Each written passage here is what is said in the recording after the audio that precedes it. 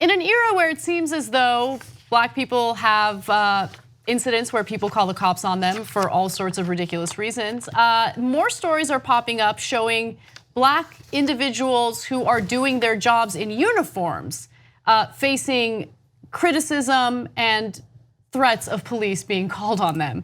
A recent example features a Black firefighter from the Oakland area. His name is Kevin Moore. He was doing routine inspections into people's backyards. Now, the fire department does this in order to follow California fire code.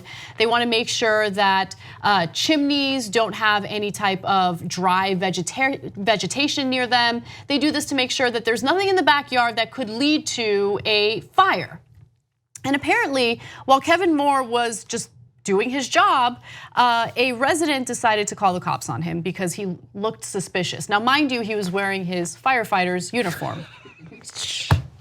So let me give you the details. This is according to the San Francisco Chronicle. A Black firefighter, again, his name's Kevin Moore, conducting city-mandated inspections around the homes in Oakland Hills, was reported to police and, on a separate occasion, questioned and videotaped by a resident who found him suspicious, even though he was in full uniform with his fire truck parked nearby.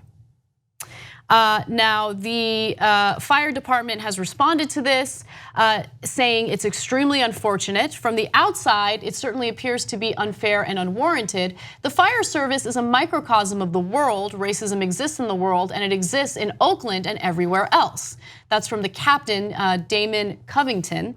Also, Vince Crudell, who supervises the inspection program, said that firefighters absolutely have the right, listed plainly in the California Fire Code, to conduct exterior property inspections while residents aren't home. So typically what happens, and I've experienced this with the DWP, but what typically happens is they'll knock on the door and let the individual know, the property owner know, hey, we gotta do this inspection, we're gonna go in the backyard. If the officials knock on the door, firefighters knock on the door, and no one answers, they're still supposed to go to the backyard and do their jobs because it's an important job to do. Now, that's exactly what happened here, but unfortunately, he was met with a call to the authorities. The way that he describes what happened when this person confronted him, he's like, this person who you sir, you can't inspect her. He's like, he kind of startled me. He says, well, what are you doing here? And then Moore responds, we're here doing our annual vegetation inspection. Then the guy who was suspicious of, fire department person, Moore, said he asked for ID. Moore shows him the ID. The dude takes a picture, looks at it, and says that Moore needs to get a different ID. And Moore responds, I've had that ID for years. It's kind of dark, and I'm more of a dark-skinned Black guy, but you can still see me.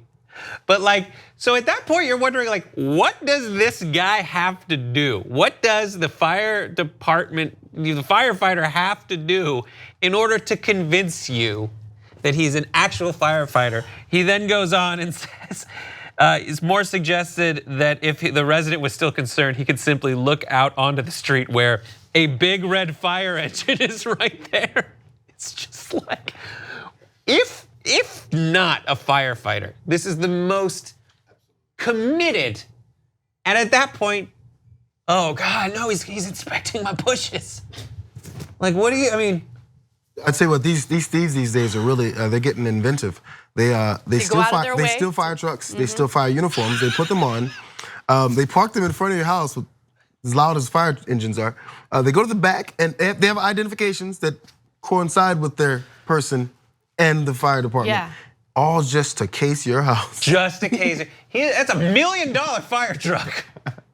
That is such a more expensive fire truck than anything you have. These thieves are just too rich these days. So the man who questioned the firefighter said that the firefighter looked suspicious because he was wearing white tennis shoes. So that's all it takes. Black skin, white tennis shoes.